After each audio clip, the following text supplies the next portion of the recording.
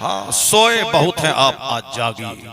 सोए बहुत हैं, आज जागने की रात है। आज कुरान सुनने की रात है। सुने आज कुरान।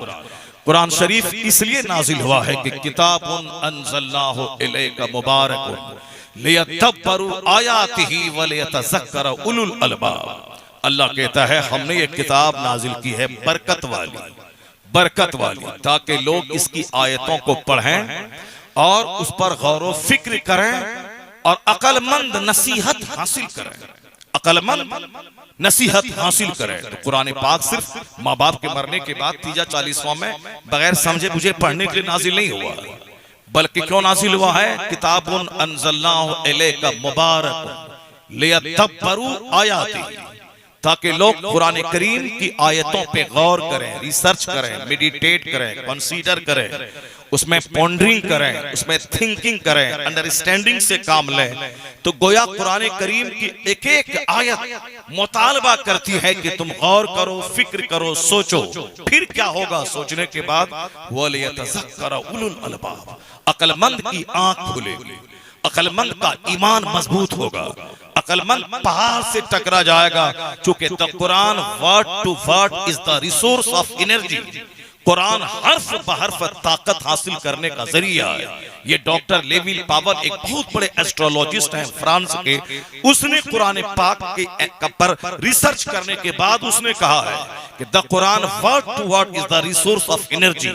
कुरान हर्फ बहर्फ ताकत का खजाना है, ट्रेजरी ऑफ पावर है, वो कुव्वत हासिल करने का माध्यम है जो रीडर और लिसनर, पढ़ने वाले और सुनने वाले दोनों को बराबर ये खजाना कुरान मुंतकिल करता रहता है।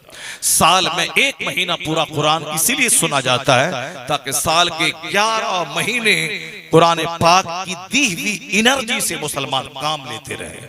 मगर चूंकि हमने कुरान के पाक के साथ अच्छा सलूक नहीं किया, यही वजह है कि आज कुरान ताक पे रहता है, मेरी निगाहों के सामने अखबार रहते हैं। कुरान करीम मदरसे के बच्चों के लिए है और हमारे लिए फिजिक्स है, केमिस्ट्री है, बायोलॉजी है, एस्ट्रोलॉजी है, एस्ट्रोनॉमी है। हमारे बच्चे एस्ट्रोलॉजी पढ़े, ये बड़ा कामयाब आदमी है, ये फिजिक्स केमिस्ट्री का कीड़ा बन जाए, अरे क्या बात है, he is expert in chemistry, वो केमिस्ट्री के माहिर हैं, बहुत बड़े। अब वो हमको क्या कहते हैं, ये मौलवी साहब बेचारा क्या करेगा, माँ मरेगी आके कुरान खानी करेगा, जुमा के दिन नमाज पढ़ा देगा, निकाह पढ़ा देगा, मरने के बाद जनाजे की नमाज पढ़ा देगा। इसके अलावा और क्या देता है ये मदरसा? जब आपका नजरिया मदरसे के ताल्लुक से ये है तो हम क्या उम्मीद करें पंडित जी से? वो हमारे मदरसे को बंद नहीं करेगा बल्कि और इसको प्रमोट करेगा और करोड़ों रुपए दे करके इसको और आबाद करेगा। जब आप ही अपने बच्चों को मदरसा नहीं भेजेंगे और आप ही ये सोचेंगे मदरसे में तो कुरान खानी करने वाला बेसहारा बच्चा पैदा होता, यतीम लाचार लोग पढ़ते हैं, तो फिर हम पंडित जी से क्या उम्मीद रखें? जरा सुनिए गौर से, क्योंकि पंडित जी रहे आज के या आप रहे आज के, पंडित जी की भी सोच कमजोर है, आपकी भी सोच कमजोर है। मगर पंडित जी की सोच कमजोर इस माना कर नहीं है क्योंकि वो कलमा पढ़ने वाला नहीं, वो पहले गोरखपुर में थे, गोरखनाथ धाम के पुजारी थे, उसके बाद फिर वो साहब एमपी बने, एमएलए बने, दिल्ली गए। मगर सबसे बड़ी बात यह है, मैं गौर करता हूँ, वो बंदा जब पुजारी था, आजकल हमारा आदमी जब गरीब रहता है तो मौलवी साहब के पास आता, हजरत दुआ कीजिए, दुआ कीजिए, दुआ कीजिए। अब दुआ करने के बाद थोड़ा कारोबार चलने लगता है तो फिर उसके बाद वो मौलवी से जुदा हो जाता है और फिर अपनी अलग दोस्तों की दुनिया बनाने लगता है कि मैं पैसा वाला हूँ, मेरे फ्रेंड सर्किल भी पैसा वाला होना चाहिए। वो उन बातों को भूल जाता है कि फजर के बाद इमाम के हुजरे में, जोहर के बाद इमाम के हुजरे में हजरत दुआ कीजिए, बाहर जा रहा सलाम करके मुसाफा करके हाथ अपने सर पे लेके, चूंकि माल थोड़ा हुआ वो समझ गया कि मेरी मेहनतों से माल हुआ है, ये इमाम साहब की दुआ का कोई दखल नहीं, बेचारा खुद बेसहारा, हमारे तनख्वाह हमारे महाना चंदे पे जीता है, ये क्या हमको दुआ देगा।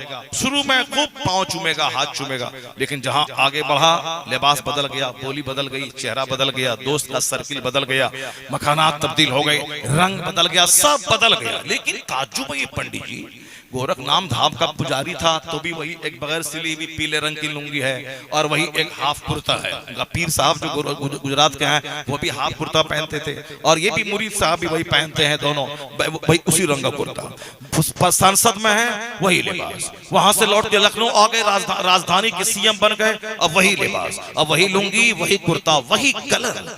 अब साहब न लिबास बदला, न कलर बदला, न साहब उसकी सोच बदली, वही नीचे बैठ के खाना है, वही होली दिवाली अयोध्या में जाके मनाना है।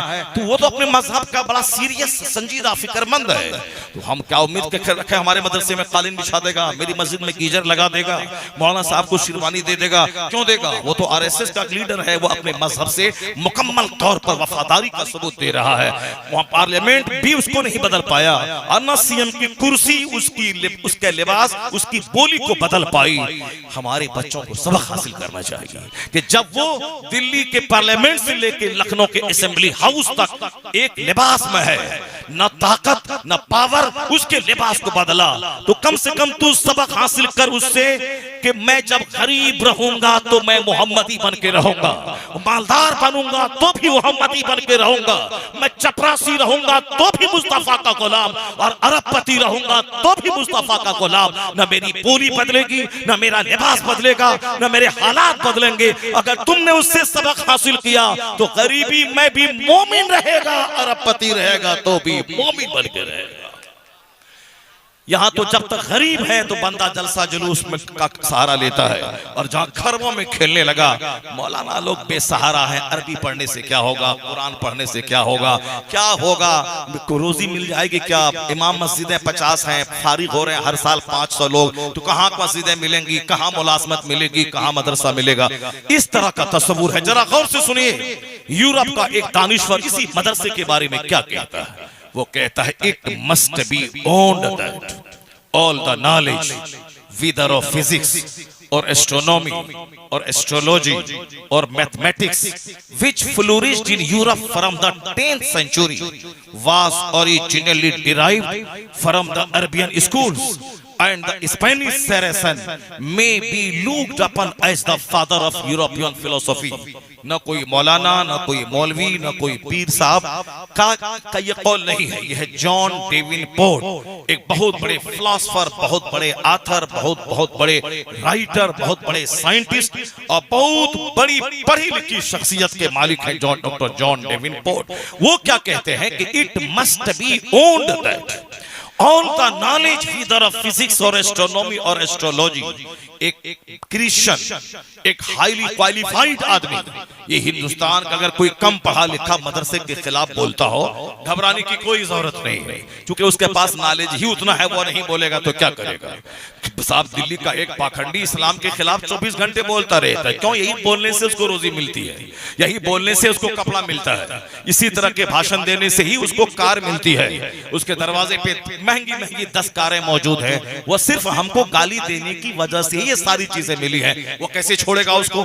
कभी नहीं छोड़ेगा, वो कभी नहीं छोड़ेगा, क्योंकि उसकी कारें गाली देने के सदके में ही मिली हैं। तो अब वो जिसकी वजह से कार मिली है, उस काम में वो एक्सपर्ट है, माहिर है। इस्लाम के पैगंबर ने ये कहा, मदरसा ये है, आतंकवादी का अड्डा है, कुरान शरीफ लड़ाने झगड़ाने वाली किताब है। अब ऐसा बोलता है, उसको लड्डू मिलता है, खाना मिलता है, कार मिलती है, नजराने मिलता है, वह बोल रहा है तो उसको बोल लेते, मगर सच्ची वो बात नहीं है जो वो कह रहा है। जॉन डेविनपोर्ट, यूरोप का पढ़ा लिखा दानिश्वर, वो कहता है it must be owned that all the knowledge, सारे उलूम, चाहे फिजिक्स हो, चाहे केमिस्ट्री हो, चाहे बायोलॉजी हो। मौलवी बोले तो ये मुबालगा आराई एक्सेसरेशन से काम ले रहा है। मुबालगा आराई अपने मजहब, अपनी भड़ास निकालने के लिए बोल रहा है, या अपने मजहब की सच्चाई थोपने के लिए बोल रहा है। मगर वो यूरोप का पढ़ा लिखा वैज्ञानिक साइंटिस्ट, जो मुसलमान नहीं है, जिसको मौलवीगिरी करने से काम नहीं, जो मुसलमानों से मुखातब होकर बात नहीं करता है, लेकिन वो रियलिटी ढूंढता है, वो सच्चाई तलाश करता है, वो फैक्ट तलाश करता है, वो दुनिया की सच्चाई तलाश करते हुए वो हकायक का पता लगाने के लिए वो इल्म की गहराई में गोता लगाता है। फिर वहां से निकलकर सच्ची बात, अच्छी बात, ऑथेंटिक बात वो दुनिया वालों के सामने रखता है। जैसे अमेरिका का 2 भाई राइट ब्रदर्स, उसको मतलब नहीं है अमेरिका यूरोप से, उन्होंने दिमाग जला जला कर रिसर्च करके हवाई जहाज उन्होंने लॉन्च किया, दुनिया को दिया, इजाद किया। तो हवाई जहाज पे आज क्रिश्चियन कम चल रहे हैं, मुसलमान कई करोड़ की तादाद में हरमैन शरीफैन का सफर उस हवाई जहाज से कर रहे हैं। हज के मौके पर 50 लाख कमोबेश और माह रमजान में 1.5 करोड़ कमोबेश। अगर हज आपने कर लिया है तो रमजान का उम्रा करके देखें, तब पता चलेगा कि हरमैन की बरकतें क्या है। हरमैन की जमीन की में एक बार जो रमजान गुजार ले, पूरे हिंदुस्तान में कहीं भी उसको अच्छा नहीं लगेगा कि पूरी दुनिया में वो बरकतें हैं। 1.5 करोड़ के करीब लोग माह रमजान में उम्रा के लिए आते हैं। कोई 5 रमजान को गया 10 को लौटा, कोई 10 को गया 20 को लौटा, कोई 1 को गया 30 को लौटा, कोई 20 को गया, कोई 30 को लौटा, कोई 10 दिन के लिए, कोई 20 दिन के लिए। इस तरह जायजा है, कई करोड़ लोग सालाना हरमैन तैयबैन की ज़ियारत करते हैं बाई प्लेन। ये बनाया कौन है बाई प्लेन? ये कोई मौली साहब नहीं बनाया है, ये कोई हिंदुस्तान का कोई मुशरिक नहीं बनाया है। ये प्लेन दिया है अमेरिका का 2 भाई राइट ब्रदर्स। उसने दिमाग जला के इजाद करके हवाई जहाज दिया। वो तो मर गया बेचारा 1903 में, और ये है 2024। अब ये जब पहले बनाया था छोटा सा जहाज, अब धीरे धीरे डेवलपमेंट तरक्की उसमें होती रही, और आज 500 लोगों को लेके वो जहाज उड़ता रहता है, फजाओं में प्रवास करता है। तो दिमाग जला के एक बंदे ने उसको दुनिया वालों को दिया, अब फायदा करोड़ों सारी दुनिया के लोग उठा रहे हैं। कुछ लोगों की तमन्ना होती है कि मैं दिमाग जलाऊं और जो चीज मैं दुनिया को दूं करोड़ों को फायदा हो। आदमी वही है जो दूसरों को अपने से लाभ पहुंचाए। आदमी हर तरह के समाज में रहते हैं, कोई दूसरों को गाली देके कष्ट पहुंचाता है, कोई चिढ़ जलन के साथ तकलीफ पहुंचाता है, कोई गीबत और हसद करके जलन पहुंचाता है, कोई हमारी फातिहा में शरीक न होके हमको तकलीफ देके वो अपने कल्ब को ठंडा कर लेता है, कोई हमारे बेटे की मुलाजमत से वो चिढ़ करके अपने दिल को ठंडा करने के लिए गीबत, शिकायत और तरह तरह के गलत इल्जामात थोप करके अपना दिल को ठंडा करता है। तकलीफ पहुंचाना अक्सर आदमी का आजकल हॉबी हो गया है। किसी तरह तकलीफ पहुंचाना, नाम बिगाड़ के पहुंचाना, या उसके फंक्शन का मजाक उड़ाना। हाँ, बकरा ज़बह कर रहा है, 11वीं कर रहा है, इसका बाप कल वहां मजदूरी कर रहा था, यानी कुछ बोलकर मजाक उड़ाना है, बस अपने दिल को ठंडा पहुंचाना, अपने दिल को ठंडक पहुंचाना। इस तरह की तादाद दुनिया में ऐसे लोगों की बहुत ज्यादा है। वह कि मैं गाली सुन के दुनिया वालों को कुछ दूं, मैं मार खा के दुनिया वालों को कुछ दूं। जिसने पेन इजाद किया, जिसने ट्रैक्टर इजाद किया, जिसने कलम इजाद किया, जिसने साइकिल इजाद किया, जिसने ये साफ डॉट पेन इजाद किया, जिसने ये पेपर इजाद किया, आज हम उसको फर्राटे से लिखते हैं, उस पे हजारों करोड़ों लाखों किताबें इस्लामिक बुक्स उसी पेपर में छापते हैं, उसी मशीन से निकालते हैं। मशीन देने वाला कौन है? यूरोप का। मगर आज सबसे ज्यादा कुरान पाक और दूसरी इस्लामिक किताबें उसी प्रिंटिंग मशीन से छप रही है। तो देने वाला वो है, वो ये सोच के नहीं दिया था कि मेरे मजहब की तबलीग हो, ये सोच के दिया था कि मेरे से लाखों को, करोड़ों को, अरबों को फायदा पहुंचे। आदमी वही है जो अपने इल्म से, अपनी टेक्नोलॉजी से, अपनी अदाओं से, अपने अखलाक से, अपने से दूसरों को फायदा पहुंचाए। आदमी वही है। और मालूम है ये बात यूरोप ने कहां से सीखी कि आदमी वही है जो अपने से दूसरों को लाभ पहुंचाए। द बेस्ट मैन इज, सबसे अच्छा आदमी वो है who is profitable for others, जो दूसरों के लिए प्रॉफिटेबल हो, लाभदायक हो। आदमी वही है। खैरुन नास मैं यनफउन नास, लोगों में सबसे बेहतर है वो जो लोगों को फायदा पहुंचाने वाला हो, सेल्फिश ना हो, मफाद परस्त ना हो, खुद गर्ज ना हो, अपने आप में जीने वाला ना हो, अपने आप में मरने वाला ना हो, अपने बाप के लिए, माँ बाप के लिए, भाई बहन के लिए, औलाद के लिए, समाज के लिए, पड़ोसी के लिए, रिश्तेदार के लिए, सफर के साथी के लिए, कस्टमर के लिए। आदमी वही है जो दूसरों के लिए जिए, दूसरों को लाभ पहुंचाए। यहां तक कि मुस्कुरा के अगर दूसरों का दिल ठंडा होता हो तो इस्लाम ने इस पे जोर दिया है। फला तहकिरन्ना मिनल मारूफ शैआ वलौ अन तल्का अखाका बिवजहिन तलिक। मुस्तफा कहते हैं कि तुम छोटी से छोटी स्मॉलेस्ट थिंग गुड डीड को, छोटे से छोटे काम को भी तुम हकीर मत समझो। Do not consider it insignificant, इसको इनसिग्निफिकेंट मत समझ, हल्की से हल्की स्मॉलेस्ट बातों को भी। यहां तक कि मुस्तफा कहते हैं even your meeting with your brother in A cheerful face, यानी मुस्कुराहट वाला चेहरा लेकर अपने भाई से मिलना, ये भी तेरी तरफ से सदका है और ये भी नेकी है। तो जहां लोगों ने कहा अपने से लाभ पहुंचाओ, 1400 साल पहले कुर्बान मुस्तफा की जात पे जिसने कहा था, अरब के रेगिस्तान में बैठकर आदमी वही है जो अपने से दूसरों को फायदा पहुंचाए। खैरुन नास मैं यनफउन नास, लोगों में सबसे बेहतर वो है जो दूसरों को लाभ पहुंचाए। तो जो बोली आज यूरोप की है, वह बोली कहां जहां से मुस्तार ली गई है। जहां भी दुनिया में अच्छाइयां हैं वो सारी अच्छाइयां इस्लाम और पैगंबर इस्लाम की अता की हुई दुनिया में मौजूद है। जहां भी अच्छाइयां हैं, जो भी बातें हैं, वो सारी अच्छी बातें मुस्तफा जान रहमत की दी हुई बातें हैं। आज सारी दुनिया कहती है knowledge is power, knowledge is life. सारी दुनिया कहती है नॉलेज इज बेस्ट कंपेनियन, इल्म तुम्हारा बेहतरीन साथी है, बेहतरीन कंपनी है। नॉलेज पावर है, नॉलेज शक्ति है, नॉलेज लाइट है। सारी दुनिया आज कह रही, कब कह रही? आज कह रही है। मगर एक कौम मुस्लिम, तुम्हारे पैगंबर ने आज से 1400 साल पहले इस इल्म के ताल्लुक से जो कुछ कहा है वो तो कुरान की पहली आयत जो मुस्तफा पे नाजिल हुई उसी से, read in the name of your Lord who created, अपने रब के नाम से पढ़िए जिसने आपको पैदा किया। सबसे पहली वर्ष, पहली आयत कुरान की रीडिंग से शुरू होती है।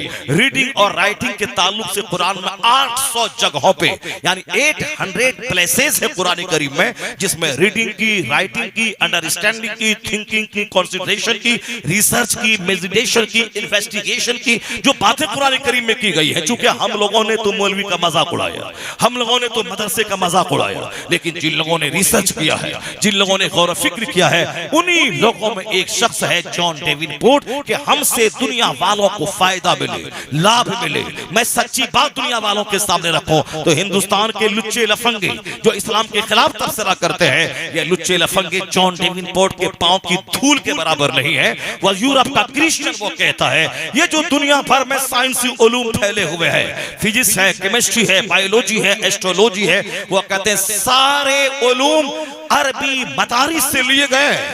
इसलिए कि आज से 600 साल पहले ना JNU थी, ना AMU थी, ना BHU थी, कोई यूनिवर्सिटी नहीं थी। ना आज से 1000 साल पहले ना ऑक्सफोर्ड थी, ना कैम्ब्रिज थी, ना हार्वर्ड थी, कोई यूनिवर्सिटी दुनिया की नहीं थी।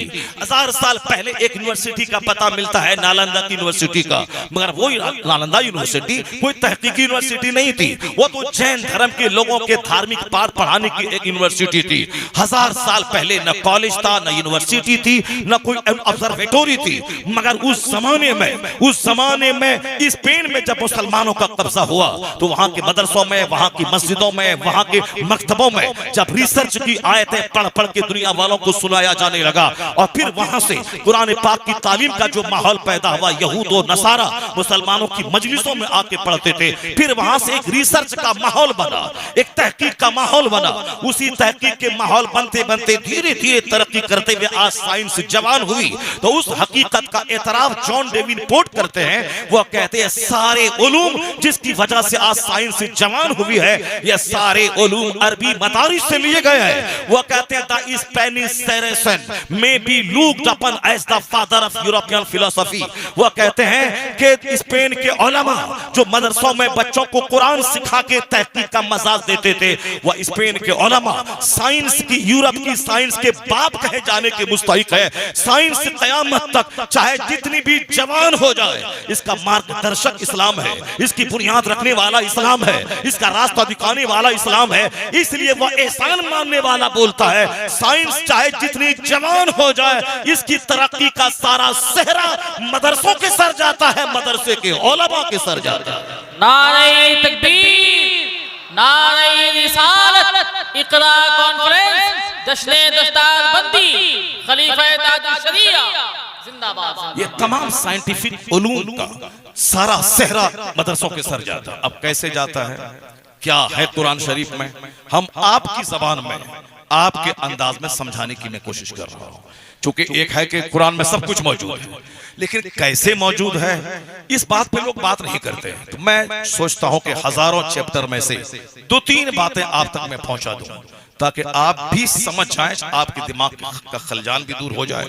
अगर दिमाग में कुछ तरह की कोई मिसअंडरस्टैंडिंग आ रही है, ये सब कहने सुनने की बातें हैं, ये सब बस जोश दिलाने की बातें हैं, ये सब सिर्फ मदरसे की अहमियत बताने वाली बातें हैं, ऐसा नहीं, बल्कि सच्चाई की जमीन से करीब होकर मैं कुरान शरीफ की 2-3 आयतों को मैं आपके सामने बयान करता हूँ। 2-3 चैप्टर में खोलता हूँ, फिर आप समझ जाएंगे कि कुरान शरीफ ने किस तरह दुनिया वालों को तहकीक का रास्ता दिखाया है। और जो आज बातें दिमाग जला जला करके जिन चीजों को सीखा जाता है, ये बातें किस कदर फसाहत के साथ कुरान करीम में मौजूद हैं। बस सिर्फ 2-4 चैप्टर ताकि आप भी समझ जाएं और आप भी अपने सीने में कुछ इल्म का नूर यहां से लेके उठें और इस मदरसे का महत्व आप जानें कि इस मदरसे का, इसकी तारीख कितनी रोशन है, इसका बेस कितना मजबूत है। ये और बात है कि हम जैसे कम पढ़े लिखे लोग इस मदरसे से पैदा हो रहे हैं और फिर अपना वजन हम खुद नहीं समझ रहे हैं, तो ये और बात है। मगर मदरसे की तारीख तो है रोशन। मदरसा तो अपनी जगह बहुत पावरफुल चीज है, अगरचे आज वहां से पैदा ना हो। जैसे आज कोई हाई स्कूल है, आप क्या कहते हैं, भाई वो फला डीएम है, यहीं से पढ़ा लिखा है और यहीं से क्रिकेटर भी बन रहा, यहीं से जोकर भी बन रहा, यहीं से साहब इसको हिंदी अंग्रेजी कुछ नहीं आती है, वो भी इसी स्कूल में पढ़ा है। तो जिसको नहीं आती है तो अपना वक्त बर्बाद किया, इसी स्कूल का पढ़ा हुआ डीएम बन गया। हमारे घर के 5 किलोमीटर दूर एक विद्या विहार है। विद्या विहार में अभी पिछले साल एक लड़का शुभम नाम का पूरे हिंदुस्तान में आईएएस में टॉप किया हुआ, वो बिहार का लड़का था। वो हमारे घर से 40 किलोमीटर दूर उसका घर है और जो स्कूल में पढ़ाता था, जहां से वो मैट्रिक किया है, वो स्कूल हमारे घर से 5 किलोमीटर दूरी पे है, उसमें पढ़ा। आज स्कूल वाला फख्र से कहता है कि मैंने हिंदुस्तान को आईएएस टॉपर दिया है। बिल्कुल सच में दिया है, क्योंकि बहुत 50 साल पहले की बात है, सिर्फ पिछले साल की बात है। पिछले साल शुभम नाम का लड़का बिहार का, वो उन्होंने देहात का लड़का जिसका बाप बैंक में एक छोटा सा क्लर्क था, वो बच्चा आज आईएएस में टॉप किया। न किसी मंत्री का बेटा, न किसी चीफ मिनिस्टर का बेटा, न बड़े उद्योगपति का बेटा, बिहार के एक छोटे से क्लर्क का बेटा यूपीएससी आईएएस में टॉप किया। जो हिंदुस्तान का सबसे पॉश क्लास का कंपटीशन है, उससे ज्यादा भारी, उससे ज्यादा टफ, उससे ज्यादा मैजेस्टिक, उससे ज्यादा रॉयल कोई जॉब ही नहीं है। चीफ मिनिस्टर आज जीते हैं, ठीक है, हेमंत सोरेन आज चले गए, चाहे वजह चाहे जो भी रहे, जो भी साजिश रची गई हो, कुछ भी हो, हमको बहस नहीं। वो चीफ मिनिस्टर थे और अभी जेल में है, फिर कल जनता उसको जिताएगी, फिर कुर्सी पे आएंगे, उसकी पार्टी के लोग आ गए। आज सीएम थे, लालू प्रसाद थे, मगर आज नहीं है, फला थे नहीं है, तो आज है कल नहीं है। मगर डीएम जो डिस्ट्रिक्ट का मालिक होता है, वो जब तक रिटायरमेंट नहीं करे उस वक्त तक वो डिस्ट्रिक्ट मजिस्ट्रेट रहता है। चाहे धनबाद में रहे, चाहे रांची में रहे, चाहे टाटा में रहे, चाहे जहां भी रहे, चाहे पटना रहे, चाहे नवादा रहे, चाहे मुजफ्फरपुर रहे, एक डिस्ट्रिक्ट का मालिक है वो। इसीलिए बोलता है कि हाँ सीएम साहब, ठीक है, हाँ सीएम साहब। वो जानता है कि हारा तो सड़क छाप हो जाएगा और मैं तो आईएएस डिग्री होल्डर हूं और मैं तो नॉफ रिटायरमेंट तक 60 साल तक मैं जॉब करता रहूंगा। बहुत हाई क्लास का जॉब है, डिस्ट्रिक्ट का मालिक होता है डीएम।